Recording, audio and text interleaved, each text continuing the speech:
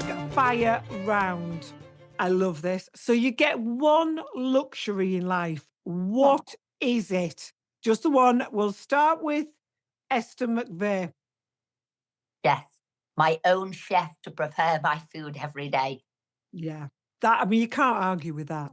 No, he can do it sort of with the nutrition or with whatever I fancy or Naked? whatever. Naked? Perfect. Wouldn't need to go near the kitchen, wouldn't have to do anything, all done. Wonderful. Julie, I mean, you can't argue with that, Esther. Julie, what do you think? He's going to be naked. Yeah. It's Your your chef. fantasy. Yeah. So I mean, if you want naked, you do this. Or I might just put a little penny on him. Just a little one. Just a little penny. Okay, my luxury, David Beckham. Oh, no, is that classed as a luxury? Yes. Cooking for me, ironing for me, cleaning for me, that sort of thing. But if I can't have him, I would be travel wherever I want, when I want. So one, you had David Beckham as your personal servant by the sounds of it. I just chose one of those. I was just getting a chef to cook all my food. You were getting everything done. That is just plain greedy. I'd go with that one. Versatile. This is like the meal all over again, right? She's cheating, right? And I like your style because it's like the person is the luxury, but he's doing everything for you. That's the remit. You're allowed to come to my house, Dave. Yeah. But you do a lot. But you do everything. So it's a bit like, oi, Dave, get round to my house. You come round here with your fancy football kit on, but all I want you to do is hoovering, cooking and cleaning. Good way of doing it, actually. Right. Okay. See how I did that? You see how I did that? I'm torn. So I'd have Beckham if he knew how to do a good blow dry, and he might be able to. I wondered where you were going. Right. I'm talking hair. So I've always said if I won the lottery, won big Euro millions, I'd have somebody who just blow dried my hair every day. That would be such a luxury. But then I think about the private chef and I feel a bit like Madonna, I think, well, I'd look like that if I had a private chef and could be or a chauffeur taking you everywhere, so you're always on time. You always look great as you got out the car. You'd have your makeup on. You'd be all ready. Chauffeur's quite good, but I'm still going for the chef. Chauffeur. Really? I've changed my mind since Esther said it. Right. Interesting. Because this is my thinking now with the chauffeur, productivity. I could do my makeup in the back of the car. I could do my phone calls. I could do my online shopping. Actually, having that time back with the chauffeur, that would be it. Time. Is time a luxury? Yes. Yeah. Right. I get my time back. You'd have David. You get your time back because David's doing all yours for you. Yeah. Esther doesn't have to do her own cooking. I mean, how long do you spend cooking? It wouldn't be that much time I was getting back there because I don't spend that much time in the kitchen. But actually, it is well-being, and it'd be somebody looking after you and making sure that it was all, had all the right, I don't know, nutrients, ingredients. You were super healthy. Do you know what I mean? And also, I made sure they cleared out my fridge. So after they cooked an amazing meal, I didn't nip to the fridge and get out chocolates and biscuits. I mean, it's to keep to a restricted, healthy diet. I think that's how all the celebs do it, isn't it? They don't have anything in the fridge, only eat what's given to them. Ice. They have ice in the fridge. Just suck on ice. Yeah. That's it. You two could look like me. Not like me. Look, ice. It's easy.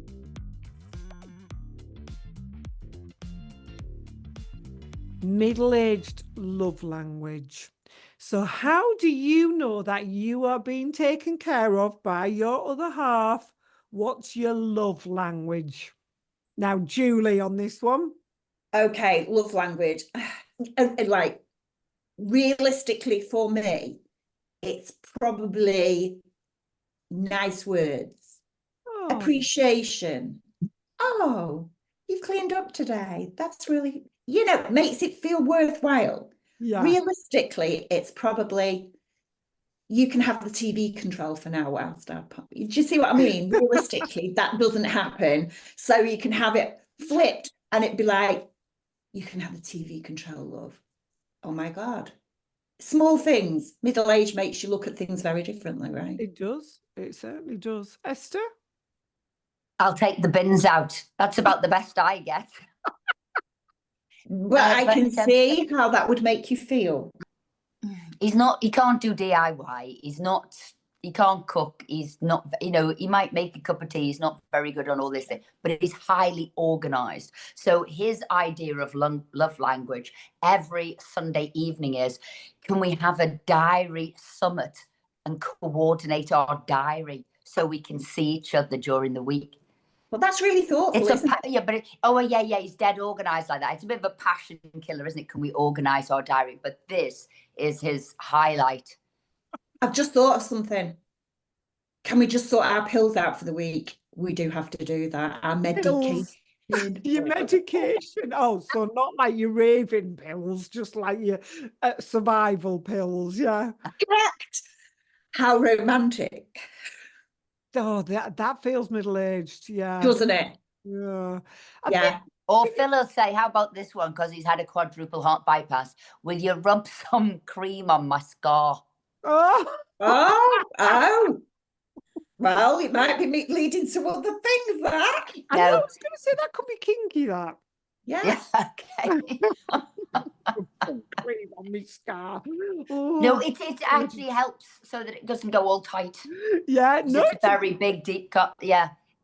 So there you go. Maybe it's what he needs from you. That's the love. Yeah, I'm feeling quite spoiled here because Phil does do the cooking and he brings me stuff. I think for me, it probably is, and this is a middle-aged thing. My love language, if he says to me like, shall we just stay in tonight? But as in, let's get a takeaway, a film, and get cozy and lock the door. Like, I think, oh yeah, that sounds amazing. Whereas in the old days, obviously, it'd be like, let's go out, get your dress on, let's go and hit the town. Yeah. Now I'm like, oh, let's go and put our scruffs on and just watch telly for a couple of hours and not go anywhere. Oh, yeah. That's perfect. Yeah. Oh, I love that. Oh, I'm dreaming about that later, but I'm doing yoga later, so that should be fun.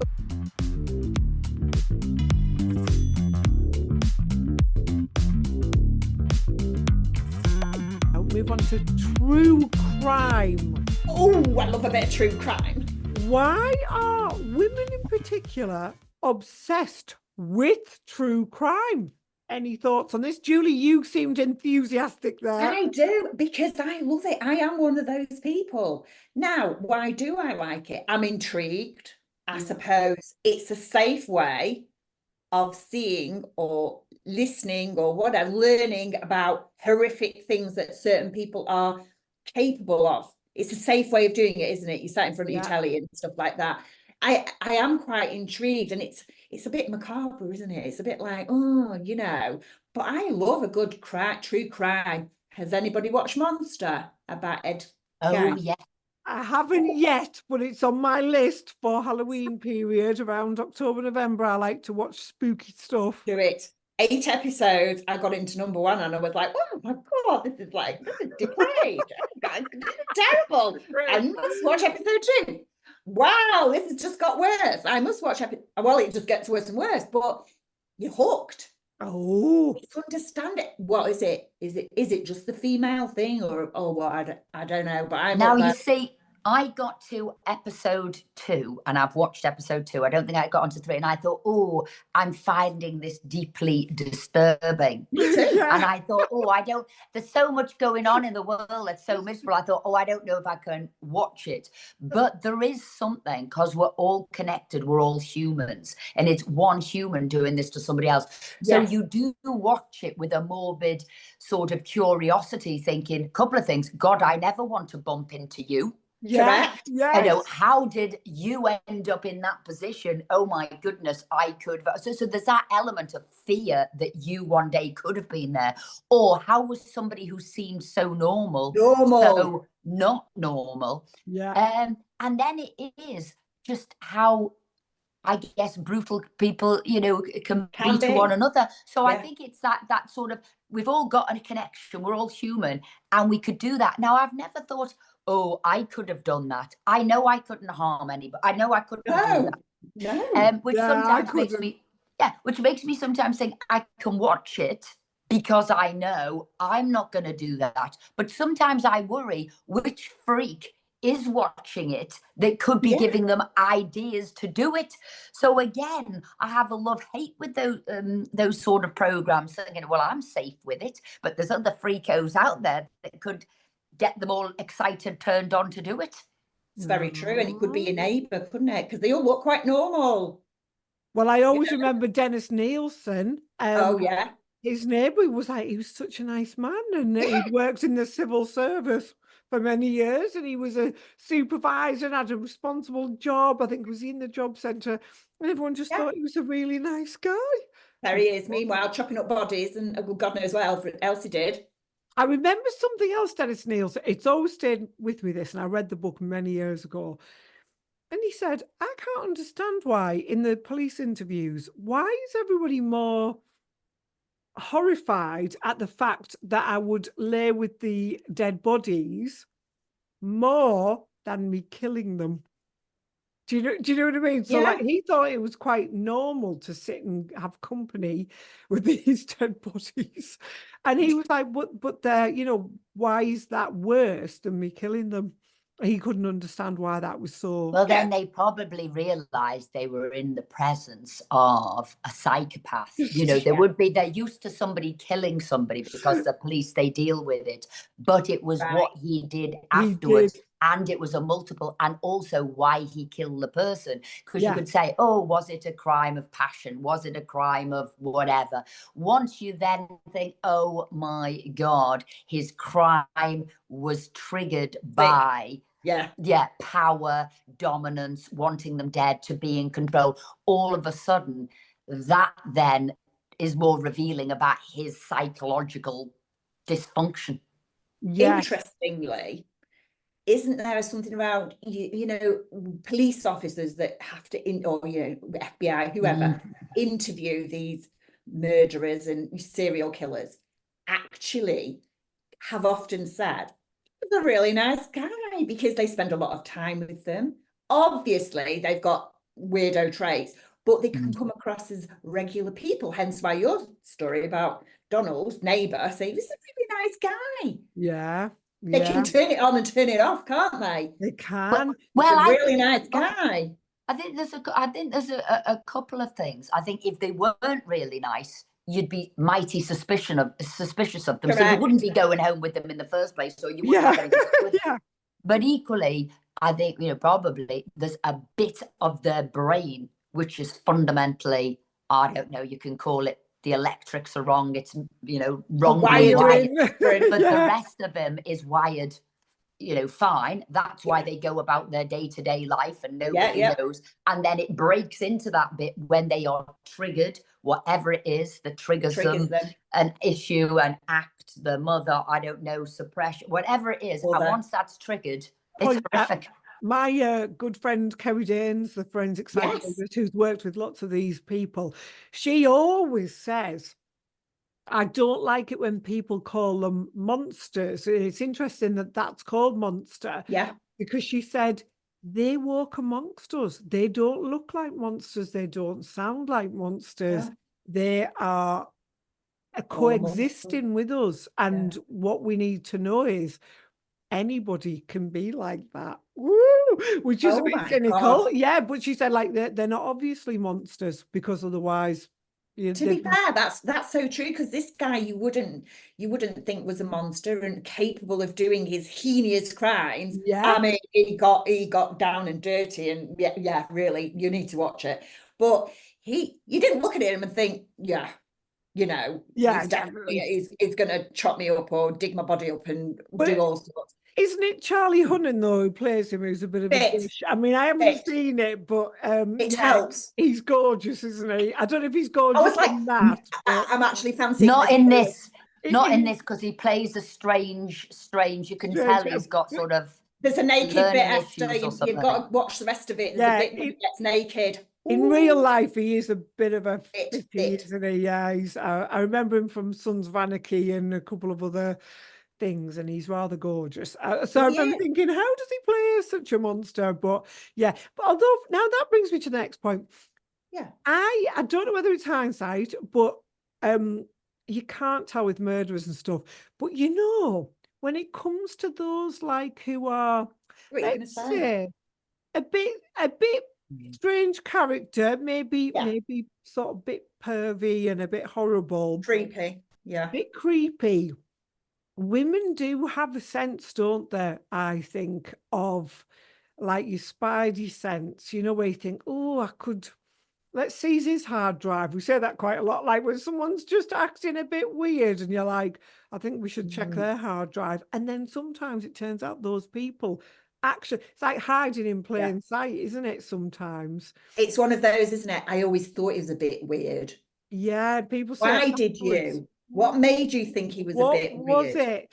Yeah. As humans, you know, do we read on a different Pick level? But Pick up something. yeah, but it's harder with murderers because I haven't met any murderers. I'd like to, and only because I'd like to understand how they, you know, to experience or to have a conversation like your friend has. She's interviewed them, hasn't she? Yeah. It must be just to understand, do they come across really normal? Is there a sign by just looking at them that you think, well, you know, that you're capable of this?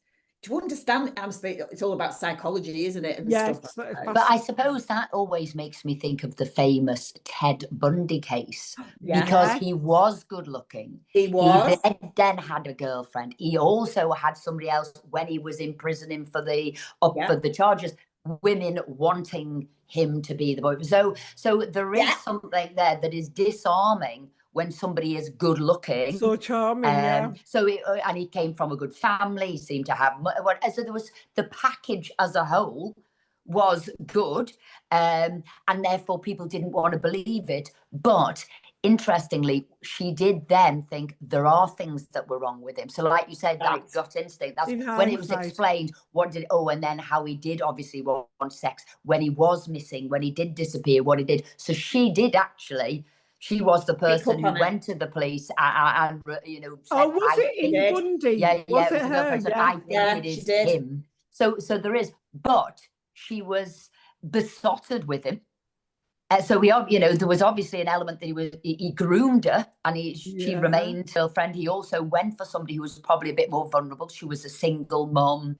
She was a bit of a low ebb. So he did prey on her. So there is all of these different twists and tales going on there. Thank God we're still here today. I've never come across myself or been threatened by one of these. But for me, when I see these programs, it is my worst fear. My worst fear that somebody's given me a lift, or I thought they were a boyfriend and they turn into a psychopath. That's why I couldn't watch any more of the show, Julie. This is my worst fear. Right. That somebody would torture. I mean, it's just horrific. Someone you know as well. Yeah.